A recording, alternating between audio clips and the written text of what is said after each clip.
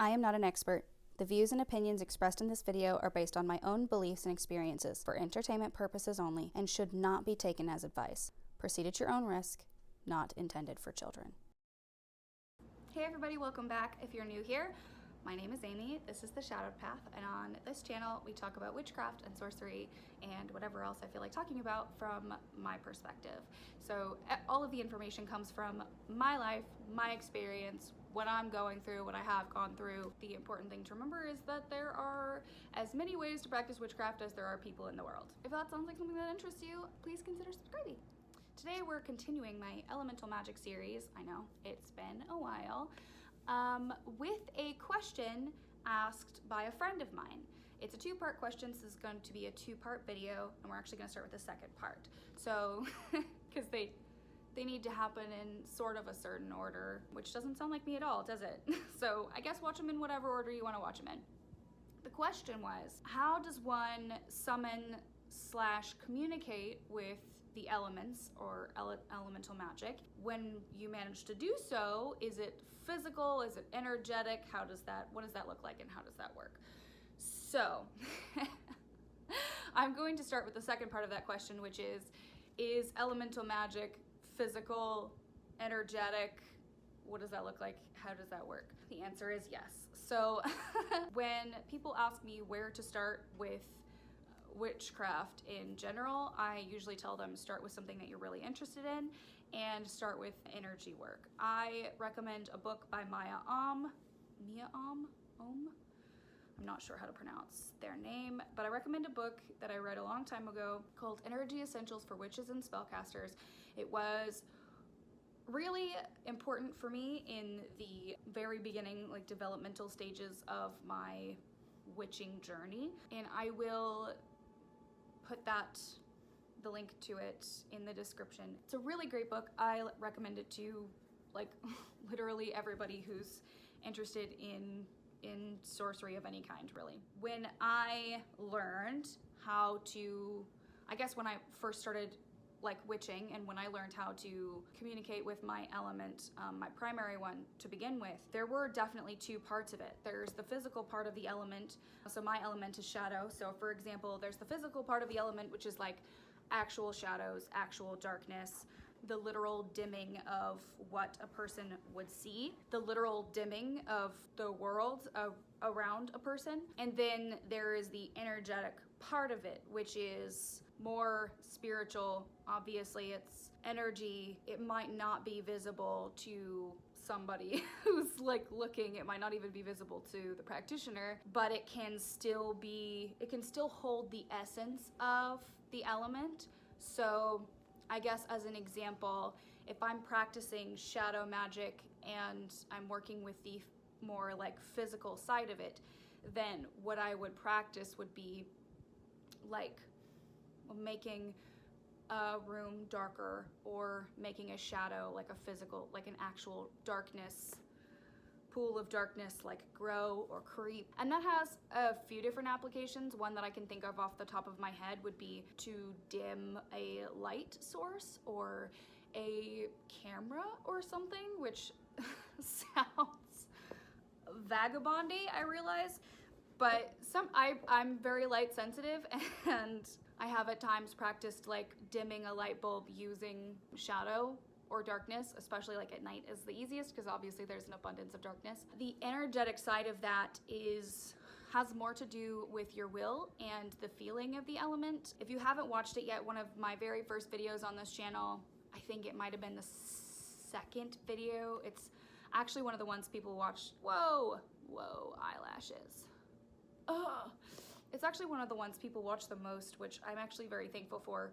It makes me cringe. I have a hard time like looking at it. Highly recommend watching that video if this next part doesn't make a lot of sense or you would like to learn how to do it. I teach energy manipulation, and the foundation of that came from my education to begin with as a witch.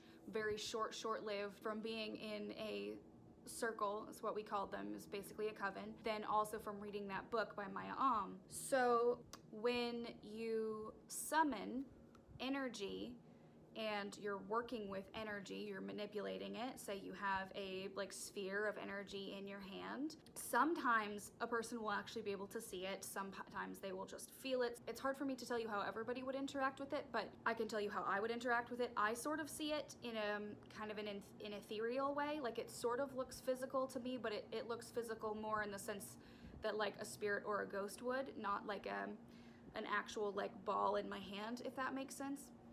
So I can kind of see the energy doing its thing and pooling around. For me, energy that doesn't have an element mixed into it is sort of a just non-colored energy. It's sort of like clearish and just sort of exists. For me, when I want the energy to be imbued with my element, the element of shadow, I will sort of use my will to force the energy in my hand to turn into shadow energy. And it really is, it's so much of like just my will. It took a lot of practice, I guess. Like it sounds kind of cheesy and there aren't a lot of like steps to follow, but that's because energy work is difficult a lot of times for people to begin with, and it can take a while to get used to it.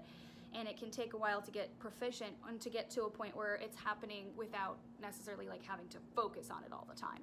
I used to create a little like shadow ball of energy in my hand and then like walk around just downtown, like sidewalks and stuff in the summer, and just like have it in my hand and then switch it to my other hand and then switch it to my other hand again. And in the very beginning, it would only be there for a couple of seconds, and if I started thinking about something else, or I looked at something else, or walked into the sunlight, it would just disappear.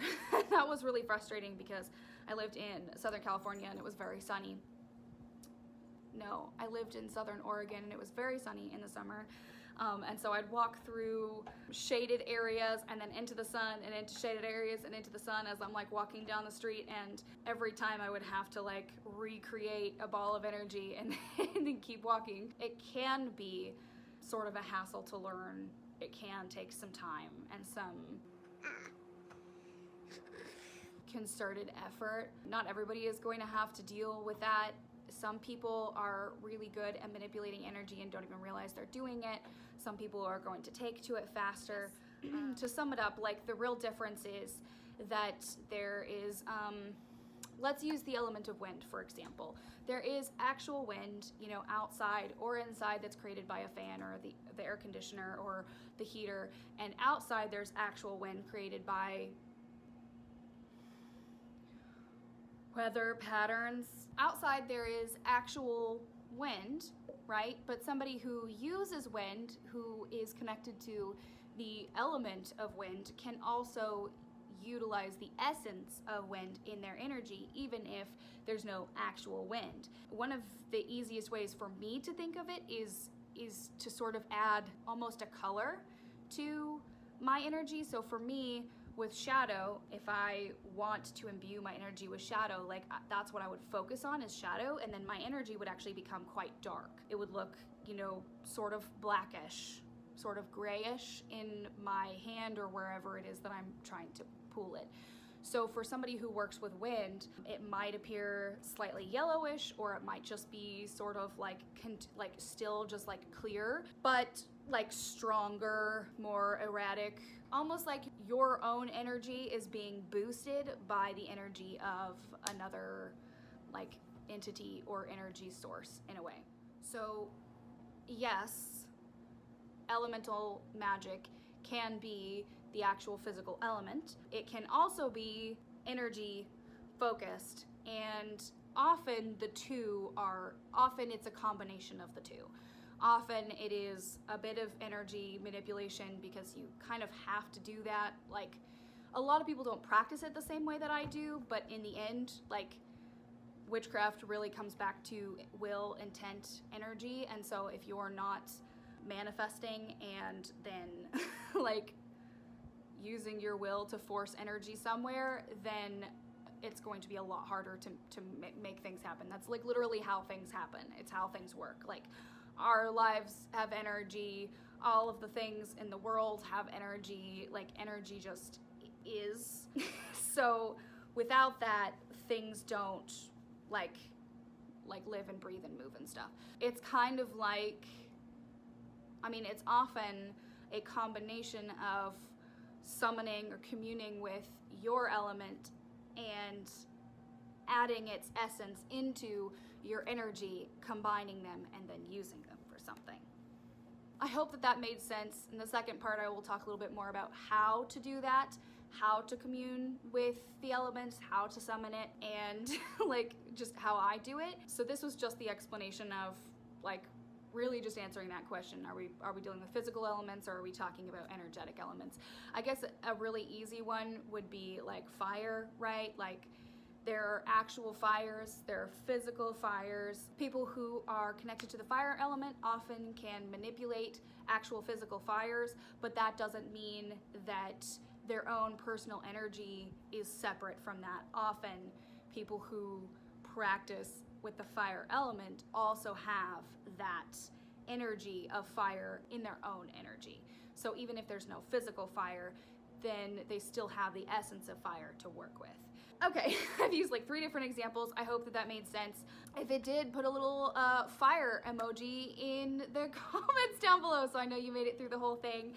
If you thought that this video was helpful, please like and subscribe, send it to somebody else that you think will enjoy it, and check out my playlist that I have like a collection of elemental videos in, and I'm going to be continuing to expand on that sort of moving forward. I did take a little bit of a break from elemental magic, but it does seem to be the thing that people are the most interested in and mystified by, and that's totally valid. My method is something that I learned from somebody else, and I have not been able to find resources or books about it, so I'm sure that they exist somewhere. I just know that the practice I was originally initiated into was very secretive, and I didn't learn by reading anything, or like it was all like taught in person. It was very interesting. So I'm happy to pass that knowledge along to you. I'm obviously going to know more about the elements that I work with. I'm happy to share what I know about the others as well.